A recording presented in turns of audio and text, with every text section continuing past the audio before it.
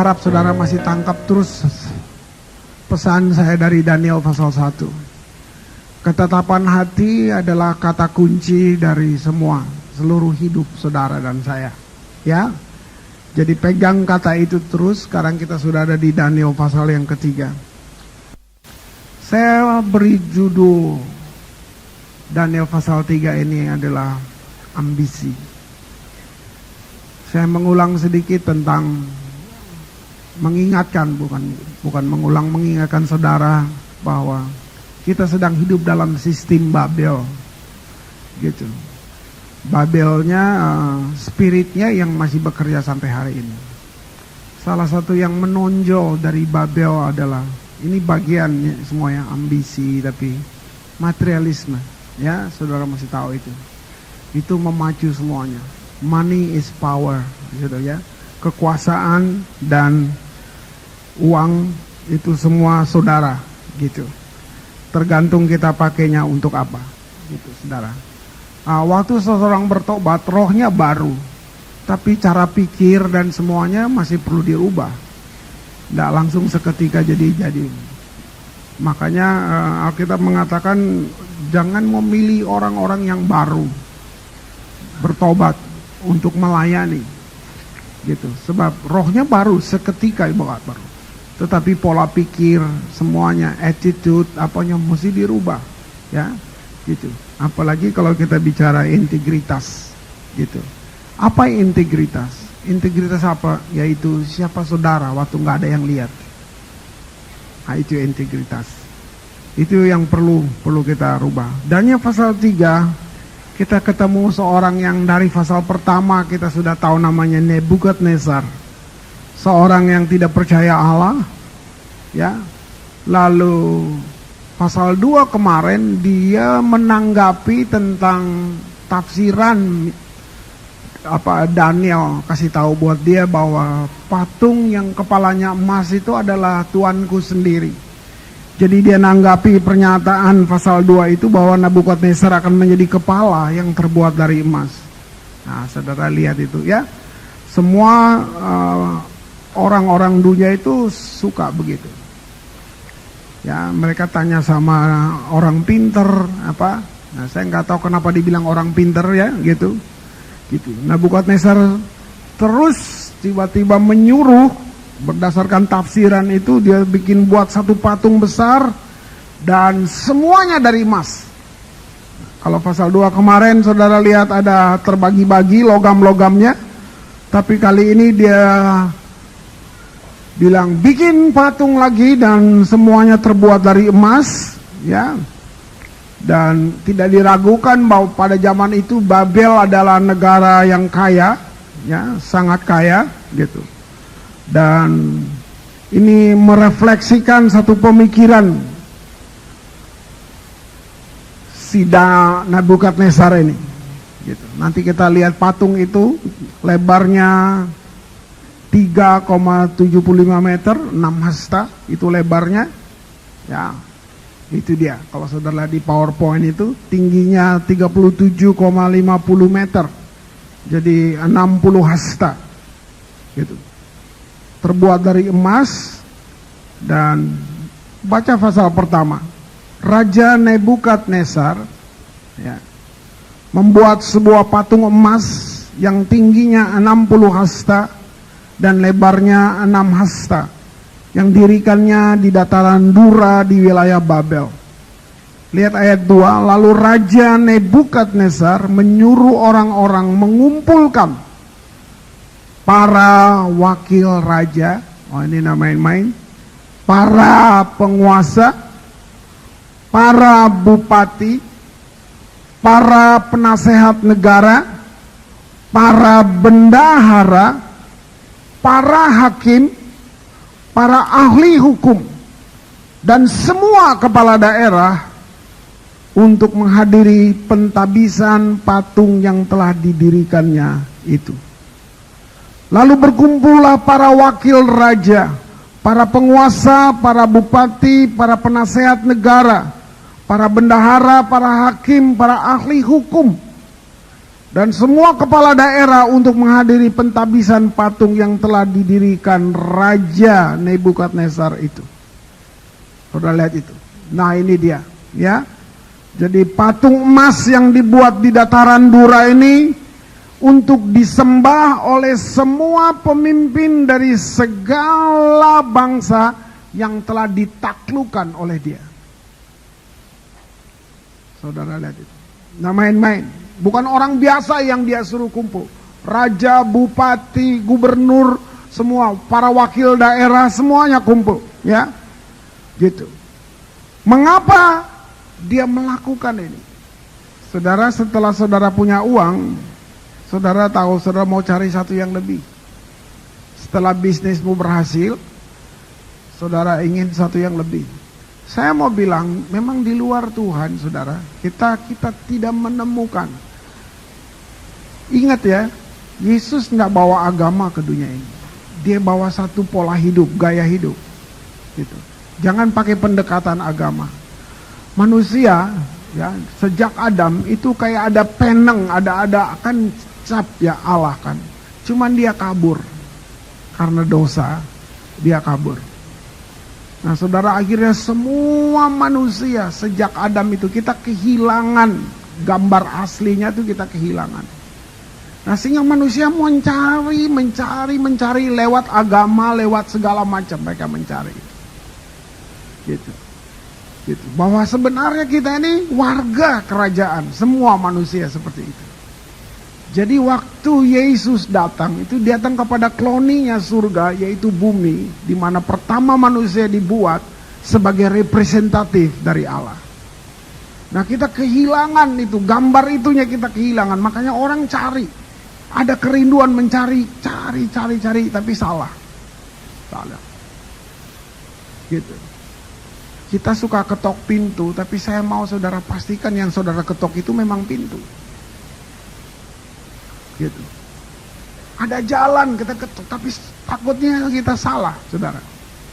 Kita ingin maju cepat, tapi kalau saudara tidak punya kepastian arah yang saudara mau capai, saudara memang maju dan saudara memang cepat, tapi cepat ke tempat yang salah juga. Nah ini dia.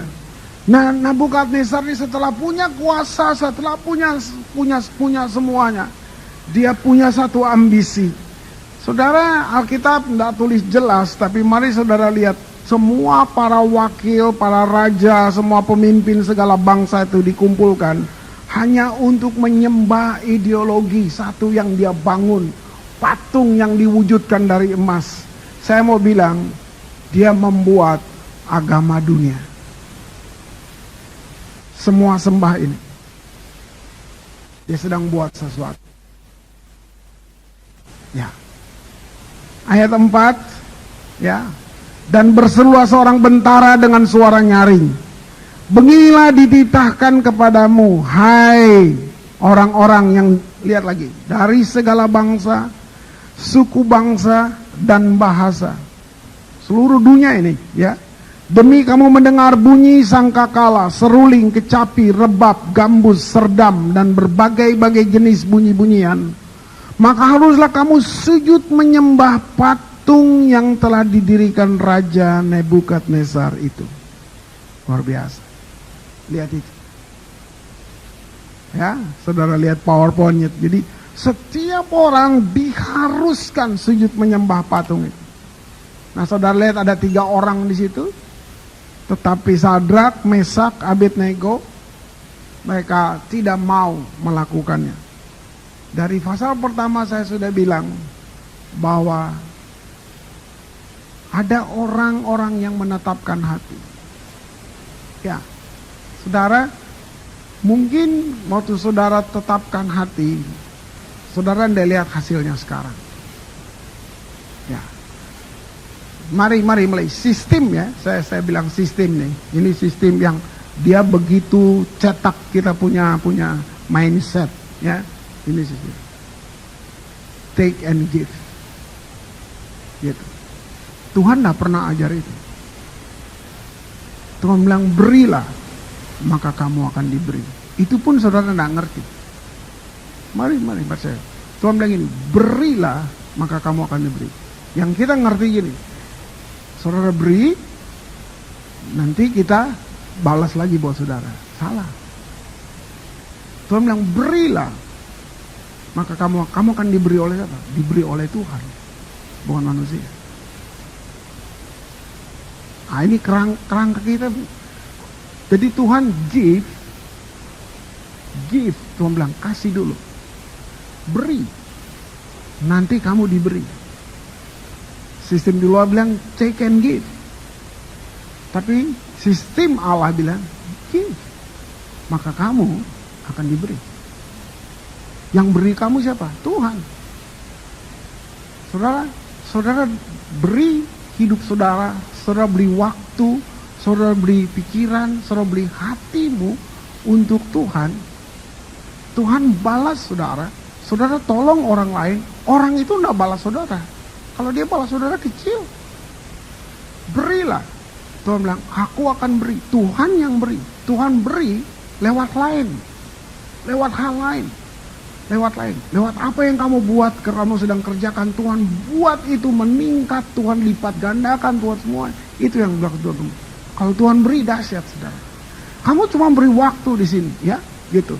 Saudara lihat itu pemimpin-pemimpin loh, yang jaga parkir saudara, yang minta saudara punya kunci mobil, sini saya parkirin, saudaraku, ya, gitu.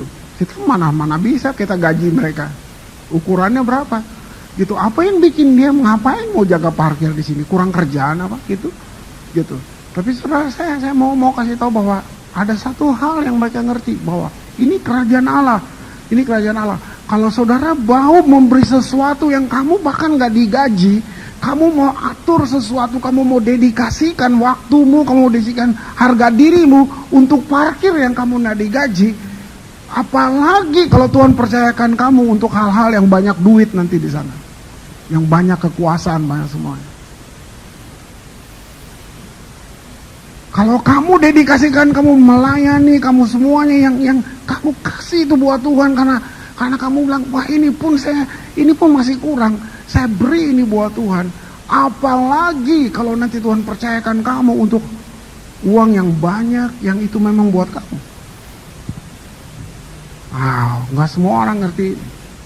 Saudara lihat itu. Nggak semua orang mengerti hal itu. Gitu. Nah, kembali ke sini bahwa setiap orang di situ harus menyembah, tapi Sadrak, Mesak, Abednego nggak melakukannya. Saudara, orang Kristen yang kompromi, dia kalah.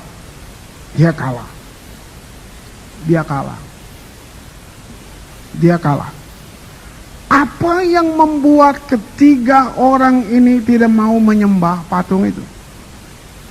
Ikuti khotbah saya dari pertama, bahwa karena pada hari mereka tiba di sana, mereka telah menetapkan hati. Sejak Daniel pasal 1. Ya, karena sikap hati seperti itu, mereka dibawa ke hadapan Nebukadnezar. Karena keputusan saudara belum tentu enak. Saudara akan berhadapan dengan bahaya. Saya sebut bahaya, ya, memang bahaya. Tapi ya kita lihat dulu, belum selesai. Saudara punya risiko bahwa kamu bisa dibenci, kamu bisa, ya.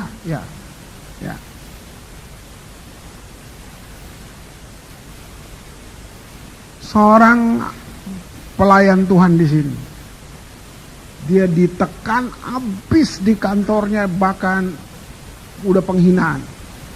Sebenarnya apa sih yang paling gak enak? Itu penghinaan, saudara. Konflik di rumah, kalau masih ribut-ribut mulut gitu, tapi kalau udah kayak rasa terhina, itu itu paling gak enak. Nah, anak ini cerita sama saya waktu dia seperti dihina, seperti itu, dia udah bikin sesuatu seoptimal dia buat, tapi dia dihina di depan semua karyawan. Sampai dia doanya gini, Tuhan jangan jauh dari saya. Kenapa saudara? Karena dia mau pukul bosnya. Normal. Udah nggak tahan lagi, dia cuma bilang, Tuhan jangan jauh, dekat di sini Tuhan, dekat saya gitu. Karena dia udah mau berdiri, dia udah mau pukul tuh bos. Waktu dia cerita itu, saya bisa tahan, saya punya itu, kayak saya mau nangis karena saya bisa bayangin, oh, siapa yang tahan digituin, gitu. Nah udah, waktu berlalu terus, baru dalam minggu lalu, masih jadi minggu inilah, dia cerita sama saya, orang itu sekarang Pak, dia angkat saya setinggi-tingginya di kantor, di depan orang banyak juga. Saudara tahu firman Tuhan bilang, jika Allah berkenan pada langkah seseorang, maka dengan di tengah jalan, dengan musuhnya diperdamaikannya dia. Orang yang benci kamu sekalipun, yang bahkan bilang mau bunuh kamu sekalipun, bisa dirubah sama Tuhan. Waktu dia berkenan kepada langkah. Saudara, seketika kamu seperti dalam bahaya. Seketika kamu dalam bahaya. Ayat 13 bilang, sesudah itu Nebukadnezar memerintahkan dalam marahnya dan geramnya untuk membawa Sadrak, Mesak, dan Abednego menghadap. Setelah orang-orang itu dibawa menghadap raja, berkatalah Nebukadnezar kepada mereka, apakah benar, hai Sadrak, Mesak, Abednego, bahwa kamu tidak memuja dewa dan tidak menyembah patung emas yang kudirikan itu? Sekarang lihat itu, diberi kesempatan, ya. Sekarang diberi kesempatan. Sekarang, jika kamu bersedia, kamu mendengar bunyi sangkakala, seruling, kecapi, rebab, gambus, serdam, berbagai-bagai jenis bunyi-bunyian, sujudlah menyembah patung yang kubuat itu. Tapi jika kamu tidak menyembah, kamu akan dicampakkan seketika itu juga ke dalam perapian yang menyala-nyala. Lalu dia bilang gini, dewa manakah yang dapat melepaskan kamu dari dalam tanganku? Nah, saudara lihat, itu. Keputusan saudara mahal, punya risiko. Kadang-kadang saudara berhadapan dengan penguasa, ya, gitu. Tapi 3 pemuda ini berkata, ayat 16, lalu Sadrak, Mesak, Abednego menjawab, Raja Nebukadnezar, tidak ada gunanya kami memberi jawaban kepada Tuanku dalam hal ini. Jika Allah kami yang kami puja sanggup melepaskan kami, maka ia akan melepaskan kami dari perapian yang menyala-nyala itu, dan dari dalam tanganmu ya Raja. Lihat ayat 18. Tapi seandainya tidak, hendaklah Tuanku mengetahui ya Raja, bahwa kami tidak akan memuja dewa Tuanku, dan tidak akan menyembah patung emas yang Tuanku dirikan itu. Wow. Belum ada kitab Ibrani waktu itu, bahwa iman timbul, ya, bahwa iman itu dasar dari segala sesuatu yang kita, belum ada kitab Roma, iman timbul dari pendengaran, nggak ada, gitu. Jadi dia berdiri, cuman bilang, kami percaya Tuhan melepaskan kami. Itu hal yang semua orang bisa bilang. Tapi dia sampai di level yang tidak semua orang bilang, yaitu sekalipun Tuhan tidak menolong. Wow. Itu, ketetapan hati itu seperti itu. Sekalipun Tuhan tidak menolong. Saudara lihat itu, ya, saking panasnya tungku itu, orang yang membuangnya mati, saudara. Saking panasnya, karena disuruh panaskan 7 kali lipat, ya. Karena tita raja itu, 4 ayat 22, karena tita raja itu keras, dipanaskannya perapian itu dengan luar biasa, sehingga nyala api itu membakar mati orang-orang yang mengangkat Sadrak, Mesak, dan Abednego itu ke atas. Cuman buka tungku saja mati, saudara. Gitu. Wow. Allah punya 2 cara untuk membebaskan kita dari pencobaan dan godaan. Allah punya 2 cara. Gitu. Saya lebih suka cara yang mana, saudara suka cara yang mana? Cara yang pertama, Allah sanggup membebaskan kita dari hal itu. Nah, saya suka hal ini. Tuhan bebaskan saya dari cobaan ini, Tuhan bebaskan saya dari rintangan ini, saya suka hal itu. Gitu. Tapi hal yang kedua adalah Tuhan sanggup membebaskan kita keluar dari situ. Wah, ini saya nggak suka. Ya, gitu. Sekalipun aku dalam lembah bayang maut, aku tidak takut bahaya. Tapi di dalam lembah bayang maut dulu. Nah, itu yang kita tidak suka. Tapi Tuhan punya cara itu. Kadang-kadang dia lepaskan saudara dari persoalan. Tapi yang kedua dia lepaskan saudara melalui persoalan. Nah ini. Dia bisa cegat Sadrak Mesak Abednego sebelum dibuang.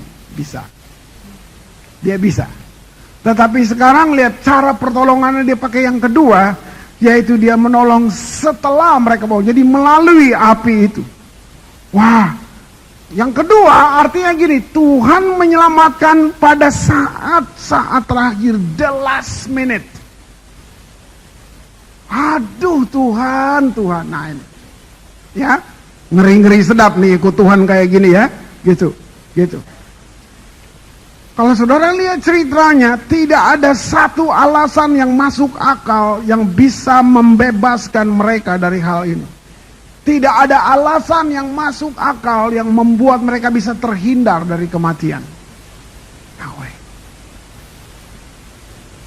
Saya tidak tahu siapa Nebukadnezar saudara di luar besok. Ya, saya tidak tahu apa tungku api saudara bentuknya apa. Gitu. Tapi mari kita lihat Alkitab mengatakan ada sesuatu yang terjadi. Waktu mereka sampai di dasar perapian itu, raja melihatnya. Saudara lihat, raja melihatnya. Ayat 24 bilang begini. Kemudian terkejutlah Raja Nebukadnezar. Lalu bangun dan segera berkata, ia kepada para menterinya. Wah, ini luar biasa. Ya. Bukankah 3 orang yang telah kita campakkan dan terikat ke dalam api itu?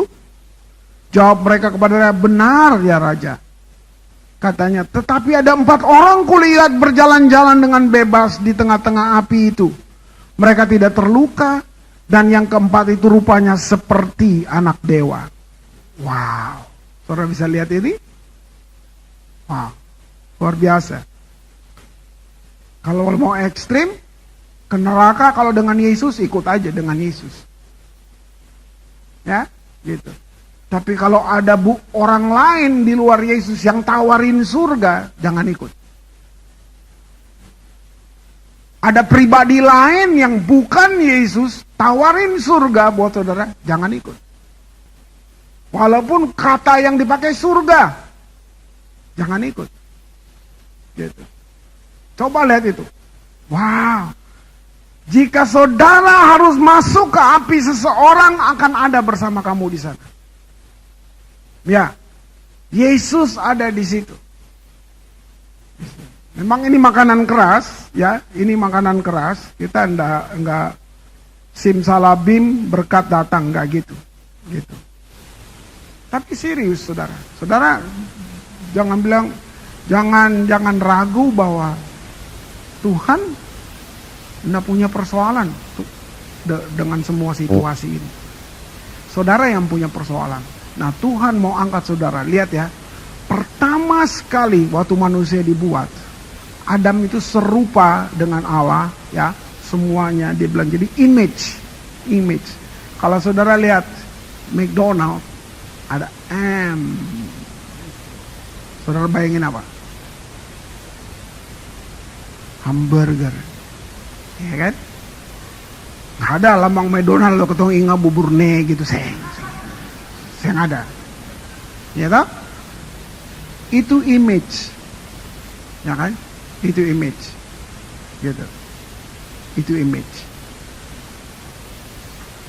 Sebenarnya dunia harus punya image tentang gereja, tentang orang Kristen. Image ini yang rusak. Image ini yang rusak, saudaraku. Image itu kental sekali. Gitu. Anak-anak lihat gambar Colonel Sanders Kentucky langsung, gitu. Dulu Kentucky belum ada di Ambon, gitu. Saya masih ingat, saya masuk ke Ambon, itu saya masih ingat. David Halim cerita temennya punya anak makan Kentucky di Jakarta nggak mau pup, nanti di Ambon aja, takut Kentucky-nya hilang katanya. Ya, image bisa kayak gitu, bisa kayak gitu. Cuma saya mau saudara ngerti bahwa saudara mesti tahu persis kalau kamu dengan Tuhan, ya. Kalau kamu dengan Tuhan itu image kamu terbentuk. Image bisa jadi begitu saja. Image bisa dibentuk dengan saya suka terganggu, ya, gitu. Ini teman saya saksi dan saya iakan. Sama-sama hamba Tuhan, gitu.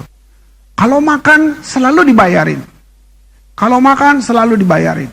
Nah, teman saya bilang ini dan saya menangkapnya dan saya bilang itu benar. Selalu dibayarin. Jadi kalau pergi dengan keluarga apa-apa dibayarin.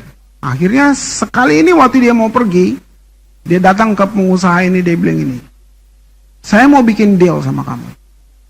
Bahwa kali ini kita pergi, saya yang bayar. Dan kamu nggak boleh larang anak-anak kamu, ingat ya, karena ini Pak Pendeta yang bayar, kamu makan yang bisa biasa-biasa aja, makan tempe aja, makan tahu aja. Saya nggak mau gitu. Nah, saya belum mengerti maksud dia. Jadi saya cuma bilang, maksud kamu kenapa? Dia bilang gini, image. Dia bilang gini, kita sesama orang tua bisa ngerti, tapi anak-anak lain. Setiap kali kita kumpul sama-sama, anak dia, anak saya main sama-sama apa-apa, mereka yang bayar. Anak-anaknya juga lihat itu. Saya selalu tarik garis panjang, dia bilang, kalau ini saya biarkan terus, apa yang akan jadinya nanti? Saudara mau bikin apa-apa, tarik garis panjang, lihat gini. Kalau ini saya jalanin terus seperti ini, jadinya nanti apa? Wah, saya waktu dia terangkan itu buat saya bilang, harusnya saya berpikir seperti ini dari dulu. Dia bilang begini, selalu kita sama-sama, kita berteman baik kita dari kecil. Cuman saya jadi hamba Tuhan, dia jadi pengusaha sukses. Kita terus sama-sama sehingga kita tidak pernah lepas. Kalau saya mau liburan, dia pun bikin liburan sama-sama keluarga. Dia traktir saya semua. Sampai satu waktu saya berpikir dan saya bilang ini, saya mau pergi, tapi bikin janji di sini. Kalau enggak lebih baik kita nggak usah pergi. Kali ini saya mesti bayar. Kenapa? Garis panjangnya apa yang dia bilang? Image. Dia bilang, anak-anaknya akan lihat. Oh, pendeta mah selalu dibayarin papa. Selalu dibayarin papa. Gitu. Anak-anak tidak sama dengan orang tua. Anak-anak bisa pikir, pendeta emang tukang porot, tukang minta-minta. Nanti anak-anaknya dia melihat anak-anaknya teman saya juga seperti itu. Dan anak-anak teman saya merasa di bawah. Oh ya, kita anak hamba Tuhan. Selalu tunggu dikasih. Selalu tunggu di sini. Wah, image. Itu saya waktu dia cerita itu saya diem sampai saya bilang, kenapa saya nggak bisa lihat sejauh ini? Kenapa saya nggak bisa lihat sejauh ini? Padahal kita melayani the great God, the big God, Allah yang besar. Kita tidak perlu harus hancur, kita tidak harus rendah, kita tidak harus rendah. Gitu. Saudara, waktu saudara bikin sesuatu, yang saudara mesti ingat bahwa kamu Kristen. Kalau ini kamu biarkan terus, apa image-nya orang nanti? Oh, bisnis aja sama dia gampang, kita bisa atur ya. Gitu. Image-nya, kalau sudah biarin terus, nanti orang pikir semua orang juga begitu. Nah ini mahal, ini mahal, ya. 3 orang ini, saudaraku, mengambil risiko mati, gitu. Mengambil risiko mati, sekalipun mesti dibuang ke dalam api. Yesus nggak bilang dari depan, nggak usah takut, jangan takut nanti ada malaikat. No, nggak ada suara, nggak ada kelompok doa, nggak ada menara doa, nggak ada orang bilang tenang Sadrak, gue doain lu, katanya nggak ada. Dia dibuang aja. Raja itu lihat sendiri. Sekarang ada 4 orang, ada satu yang aneh. Orang Babel terkejut. Mereka bilang bahkan api itu tidak berkuasa atas mereka. Ayat 27. Dan para wakil raja, para penguasa, para bupati, para menteri, raja yang berkumpul, mereka melihat bahwa tubuh orang-orang itu tidak mempan oleh api, bahwa rambut di kepala mereka tidak hangus, jubah mereka tidak berubah apa-apa, bahkan bau kebakaran pun tidak ada pada mereka. Wow, kalau anggur raja, filosofi raja nggak mempan, ini lebih keras lagi. Ini sudah lebih keras. Ini sudah bukan anggur. Ini sudah api. Dia akan bakar kamu. Apa tadi saya sebut? Api bisa dibilang spirit. Api dia bisa bilang satu yang membaku, satu gelora, satu luapan. Semuanya api. Saudara, udah lebih dari anggur. Itu bisa datang. Tapi dia bilang dia tidak mempan. Dia tidak nyentuh baju. Baju itu identitas kamu. Baju itu pakaian kamu itu siapa kamu. Dia tidak nyentuh. Kamu boleh ada di tengah sistem yang begitu membara. Tapi identitas kamu tidak bisa diubah. Gennya beda. Kamu anak raja sesungguhnya. Bukan anak raja-raja bumi ini. Kamu anak raja di raja. Tidak ada yang bisa ambil itu dari kamu. Bau asap pun tidak, saudaraku. Tidak mempan itu semua. Semua. Ya. Tenungan apa jampi-jampi tidak mempan sama kamu. Ya, gitu. Luar biasa. Ini ayat terbaik dari seluruh kisah ini, ya. Itu di mana Allah dapat menempatkan saudara di posisi di mana api tidak bisa bakar. Api tidak bisa bakar. Api nggak bisa menghanguskan. Tapi untuk ada di posisi itu, saudara harus menetapkan hati. Saudara harus menetapkan hati. Mereka memiliki ketetapan hati. Ini poinnya. Ya. Ayat 2 Petrus 1 ayat yang kelima. Mari buka dengan saya. Saya merasa penting untuk membaca ini. 2 Petrus 1 ayat yang kelima dibilang ini. Justru karena itu, kamu harus dengan sungguh-sungguh berusaha menambahkan kepada imanmu kebajikan. Jadi iman aja tidak cukup. Anak-anak ini, anak-anak Ibrani ini punya iman, tapi tidak berhenti di situ. Petrus menulis di sini, tambahkan kepada imanmu kebajikan, dan pada kebajikan pengetahuan, pada pengetahuan penguasaan diri, kepada penguasaan diri ketekunan, kepada ketekunan kesalehan, dan kepada kesalehan kasih akan saudara-saudara, dan kepada kasih akan saudara-saudara kasih akan semua orang. Sebab apabila semuanya itu ada padamu, lihat itu, ya. Nah, kenapa kita kalah? Kita baru punya iman doang. Bilang tambahkan kebajikan di situ, tambahkan, gitu, ya, gitu. Saudara mau menang terhadap api, iman aja nggak cukup, gitu. Ya, gitu. Sebab apabila semuanya itu ada padamu dengan berlimpah-limpah, kamu akan dibuat menjadi giat dan berhasil dalam pengenalan. Kalau itu ada, saudara, saya mau saudara ngerti ini. Kita melayani dari kelimpahan. Saudara aja nggak bisa. Saudara mau kasih apa buat orang kamu nggak punya apa-apa? Saudara harus melayani dari kelimpahan. Ini poinnya. Ini poinnya. Saudara, betul. Kalau saudara melayani dari kekurangan, kamu dibuang. Kamu harus limpah apanya? Saudara mesti limpah semuanya. Saudara tuh tambahkan iman, kebajikan. Saudara punya kelimpahan. Saudara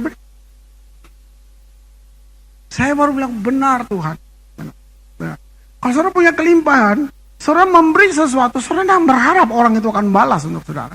Karena kamu sudah cukup, kamu sudah, ya, saudara, misalnya ada gelas, saudara isi air, sudah penuh, dia tumpah keluar.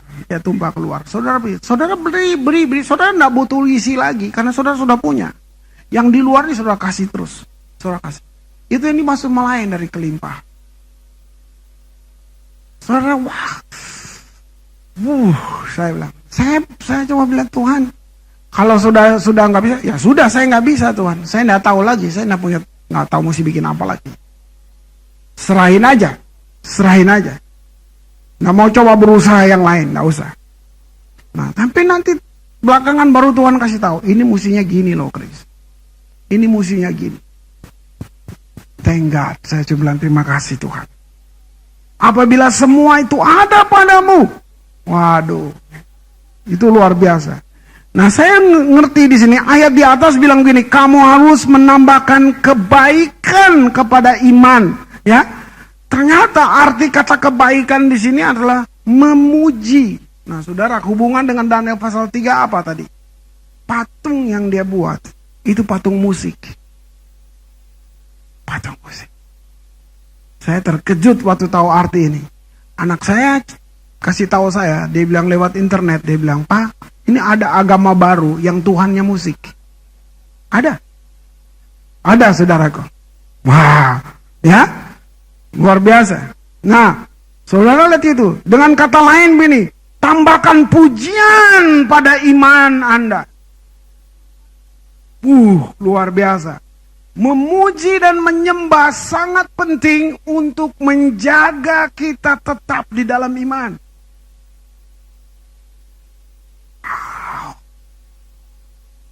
Makanya kami tekankan di dalam ibadat, saya tekankan tiap meeting kita Sabtu, saya bilang ingat semua musik, choir, semuanya. Ini nggak bisa turun standarnya. Bawa orang menyembah. Karena Alkitab bilang Tuhan bertahta di atas pujian dan penyembahan. Tuhan tidak bertahta di atas yang lain-lain, tidak ada. Semua pujian penyembahan. Wow, jadi jangan pernah anggap enteng kebaktian itu ya, saudaraku. Wow, tambahkan pengetahuan dalam pujian, gitu. Ya, ini buat semua saudara yang tambahkan pengetahuan dalam pujian, gitu. Makanya nggak itu terus ya. Sing unto the Lord a new song. Nyanyikan lagu baru pada Tuhan. Tambahkan pengetahuan. Ada yang baru, terus ada yang baru. Ya, Mazmurnya itu terus. Nah, tambahkan itu, saudara. Tambahkan itu. Ya, tambahkan penguasaan diri, kesabaran, kesalehan, kasih kepada saudara-saudara. Wow. Jika semua ada dalam diri kita nggak akan pernah gagal. Benar-benar. Rupanya kalau saya bisa kalau saya gagal, ada hal-hal di sini yang nggak ada di saya. Itu saja. Kalau saya gagal. Nah, pemuda Ibrani ini yang dibuang ke api ini, mereka menambahkan pujian di dalam iman mereka waktu mereka dibuang. Ya, mereka punya pengetahuan tentang dia. Mereka punya pengetahuan. Saudara tangkap ini ya. Ini saya bilang, umatku binasa karena bodoh, Hosea 4 itu. Tuhan bilang begini, Roh Allah ada padaku. Yesus di bait Allah ngomong itu, Roh Tuhan ada padaku untuk memberitakan kepada mereka membebas yang miskin. Ya, jadi gini, kepada yang miskin Tuhan dah tumpang tangan. Lalu lu jadi kaya. No, baca. Ya, untuk membawa kabar baik kepada mereka yang miskin. Jadi ada kabar baik kepada kamu yang miskin supaya kamu nggak jadi miskin terus. Itu maksudnya. Jadi bukan saudara nanti tumpangin tangan, olesin minyak, kaya besok. Oh, nggak ada gitu. Ya, ada kabar baik untuk kamu. Kabar baiknya yaitu gitu, saya mati menjadi miskin supaya kamu kaya. Nah, itu yang Tuhan maksud itu. Kabar baiknya itu bahwa lu nggak harus miskin. Kalau lu mau ikutin firman gua, Tuhan bilang kalau lu mau taatin ini firman saya, kamu mau jalanin dia, kamu kaya. Untuk memberitakan pembebasan bagi mereka yang terbelenggu. Jadi Tuhan gak datang dan tiup-tiup, kamu bebas dari belenggu. Nah, ada berita yang kamu harus dengar, bahwa Tuhan mati, Tuhan miskin, Tuhan dilukai, Tuhan di semuanya membebaskan kamu. Kamu cuma perlu bangun dan keluar dari belenggu itu. Saudara lihat gak itu? Semuanya seperti itu. Semuanya seperti itu. Jadi waktu kamu menetapkan hati, saudara pikir terus Tuhan diam-diam, beta mau lihat nih. Enggak, Allah langsung turun untuk kamu. Waktu kamu tetapkan hati, dia turun langsung untuk kamu. Saudara pikir langsung Tuhan di surga, lihat Sadrak. Baru mereka mau dibuang, Tuhan udah duluan di dalam. Mereka belum masuk tuh. Baru orang yang mau buang, Yesus sudah duluan di dalam. Dia nggak duduk-duduk di surga, hebatnya nih anak-anak. Enggak, saudaraku. Dia turun dari tahtanya. Dia turun dari tahtanya. Wow. Luar biasa. Saudara lihat tadi orang yang membuangnya mati. Gitu. Raja lihat, woi, kenapa ada 4 orang? Gitu. Wow, luar biasa. Kalau saudara menetapkan hati, saudara nggak jatuh. Saudara nggak jatuh. Apa saja yang menggoda saudara, tarik garis panjang. Kalau ini saya biarkan, nanti gimana? Itu aja. Wow. Tuhan janji, kamu akan jadi kepala bukan ekor. Itu benar, benar. Kamu nggak lihat hari ini. Kamu nggak lihat hari ini. Waktu kamu memutuskan, kamu nggak lihat hari ini. Kamu nggak lihat hari ini. Gitu. Sesudah apa yang terjadi di dapur api itu, Nebukadnezar panggil ketiga pemuda itu. Ayat 26 bilang gini, Nebukadnezar mendekati pintu perapian yang bernyala itu. Berkatalah ia, nah lihat itu, Sadrak, Mesak, Abednego, hamba-hamba Allah yang maha tinggi. Lihat, dia akui sekarang. Hamba Allah yang maha tinggi. Keluarlah, datanglah kemari. Lalu keluarlah Sadrak, Mesak, dan Abednego dari api itu. Wah, saudara dengar? Mereka keluar, ya, gitu. Mereka tidak keluar dengan kehendak mereka sendiri. Raja yang jemput. Wah, saya udah bilang, mungkin raja itu mau bunuh kamu dulu. Nanti orang yang mau bunuh kamu yang jemput kamu. Dan tarik kamu. Berkatalah Nebukadnezar, terpujilah Allahnya Sadrak, Mesak, Abednego. Ayat 28. Ia telah mengutus malaikatnya dan melepaskan hamba-hambanya yang telah menaruh percaya kepadanya. Wow. Siapa tahu orang yang kasih kamu proyek, cuman ada satu yang dia bukan datang kasih, nanti dia akan datang minta dari kamu. Dia minta nasihat dari kamu. Orang akan cari kamu di rumah. Kalian ini akan jadi spiritual advisor di mana-mana. Ya, bos kamu, pemimpin kamu, orang-orang kamu akan bilang, ini saya nggak akan tanya orang lain, saya mau tanya dia aja. Luar biasa. Ya, kalau udah gitu kebalikan siapa yang bos sebenarnya. Ya, bayangin. Ya, hamba-hambanya yang telah menaruh percaya kepadanya dan melanggar titah raja dan yang telah menyerahkan tubuh mereka karena mereka tidak mau memuja dan menyembah Allah manapun kecuali Allah mereka. Baik, ini perkataannya raja sendiri. Ayat 29, sebab itu aku mengeluarkan perintah, terbalik saudara lihat itu, bahwa setiap orang dari bangsa, suku, bangsa, bahasa manapun, ia mengucapkan yang mengucapkan penghinaan terhadap Allahnya Sadrak, Mesak, dan Abednego akan dipenggal-penggal dan rumahnya akan dirobohkan menjadi timbunan puing karena tidak ada lain yang dapat melepaskan secara demikian itu. Lalu raja memberikan kedudukan tinggi kepada Sadrak, Mesak, Abednego di wilayah Babel. Saya kemarin juga jelasin ini, kita sering cium kaki manusia. Untuk supaya saudara dapat sesuatu. Jangan cium kaki orang, bau. Mazmur 2 bilang, ciumlah kaki Tuhan. Sujudlah kepadanya dan ciumlah kakinya. Tuhan bilang, cium kakinya Tuhan. Nggak ada Allah yang sanggup melepaskan seperti ini. Perkataannya raja. Gitu. Anda melayani dengan sebaik-baiknya. Saya cuma mau encourage saudara-saudara yang nanti kamu lihat keluar ini, saudara lihat itu ada yang ngepel, itu semua. Itu volunteer semua. Itu volunteer. Mereka kerja baik, punya pekerjaan baik, kuliahnya bagus, gitu. Itu mereka datang daftar, bersiap. Karena kami mau bilang begini, mau jadi pemimpin, coba buat sesuatu yang orang nggak lihat, nggak digaji, nggak dihargain, nggak. Tapi kamu nilai kamu sama dengan yang berdiri di mimbar ini. Kalau kepada hal-hal yang nggak dibayar kamu begitu sungguh-sungguh, one day Tuhan akan kasih kerajaan buat kamu. Dan itu yang mereka buat. Termasuk Orang-orang yang punya posisi baik di pekerjaan. Mereka mau ambil parkir, mau semua. Saudara, saya mau bilang, Tuhan tidak balas saudara lewat orang yang kamu baru tolong. Enggak. Kecil. Tuhan bilang ini, berilah maka kamu akan diberi. Saudara mesti tangkap, diberi oleh siapa? Oleh Tuhan. Oleh Tuhan.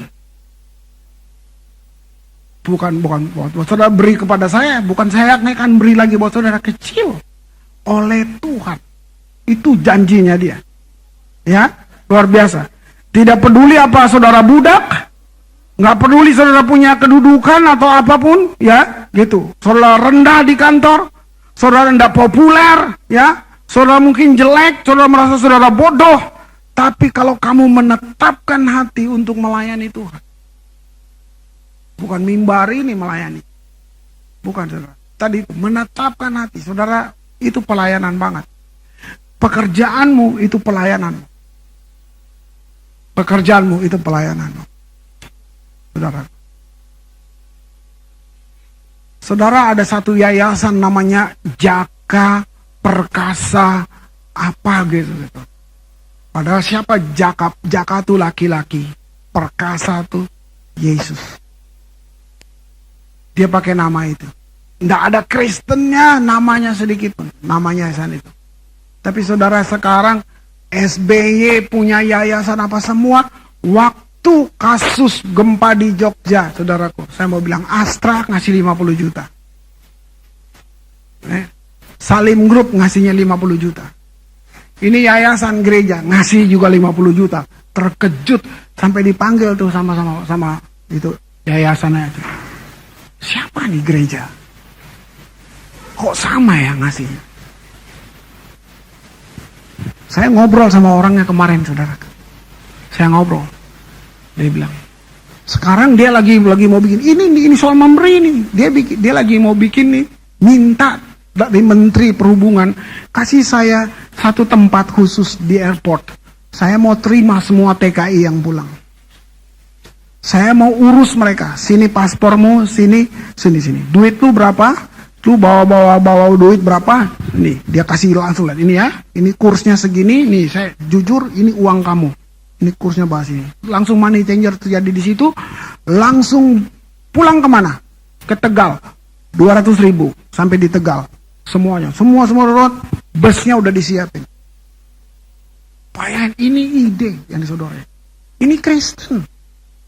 Nggak datang pakai haleluya, glory, nah. Saudara lihat gak tuh? Sekarang mereka bersimpati. Ini orang-orang ini yayasan yang gandeng mereka yang punya presiden. Kok bagus sekali kalian ini katanya. Coba lihat itu. Sudah disiapin bus sehingga mereka nggak diperas-peras nih. Karena mereka yang masukin devisa. Kenapa TKI itu ditaruh di Terminal 3 supaya diperasnya nggak ketahuan. Di satu dikumpulin gini diperas. Coba lihat. Dunia ini. Saudara duduk aja nonton TV, kamu sedang lihat gini, gila dunia ini jahat. Pembantu lah dipukul pakai besi. Saya terkejut, mereka nolongin anak-anak nih, anak dipungut, disekolahin di bar, nggak disuruh ke gereja, nggak disuruh, disekolahin aja. Terus dibilang, diajarin nilai-nilai kita diajarin. Tapi enggak disuruh, terus diemin aja. Sekarang dia udah SMA. Dia bilang nanti kalau kamu udah selesai sampai sarjana saya sekolahin kamu. Kamu punya kerja. Kamu mau buat janji nggak? Apa? Bukan masuk gereja ya? Enggak. Kamu mau janji nggak? Apa janjinya Pak? Kamu sekolahin lagi 2 anak, mau nggak? Wah, anak ini nangis sendiri. Dia pikir disuruh apa? Enggak. Suruh pindah agama? Enggak. Kamu mau gak? Saya invest buat kamu. Dari kamu masih di jalanan, sekarang kamu kuliah. Nanti kalau kamu udah sarjana, kamu kerja. Kamu sekolahin lagi 2 anak.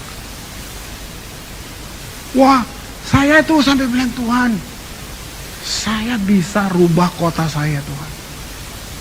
Kasih ide-ide Tuhan. Bukan dengan suruh orang ke gereja ini. Buat saja. Daripada kita ngomongin gelap, lebih baik nyalain aja lilin lah. Lalu lilin ini nyalain lilin yang kedua. Nggak ada jaminan bahwa lilin yang pertama harus lebih terang dari lilin yang kedua. Nggak ada, saudara. Nggak ada jaminan. Siapa tahu lilin keduanya lebih terang. Yang penting nyalain saja lilin. Nanti lilin ini nyalain lilin ini. Lilin ini nyalain lilin ini. Lilin nyalain ini. Lama-lama satu kota nyala semua. Wow. Lihat apa yang Nabukadnezar bilang. Ini adalah Allahnya Sadrak, Mesak, dan Abednego. Wow, luar biasa. Nabukadnezar bisa berubah. Siapapun bisa berubah. Anak yang paling nakal bisa berubah. Suamimu yang gak pulang bisa pulang. Istri bisa pulang. Apa aja bisa pulang. Tetapkan hati saudara. Tetapkan hati saudara. Amin. Mari kita memuji. Mari kita berdoa. Tambahkan kepada imanmu pujian itu. Haleluya.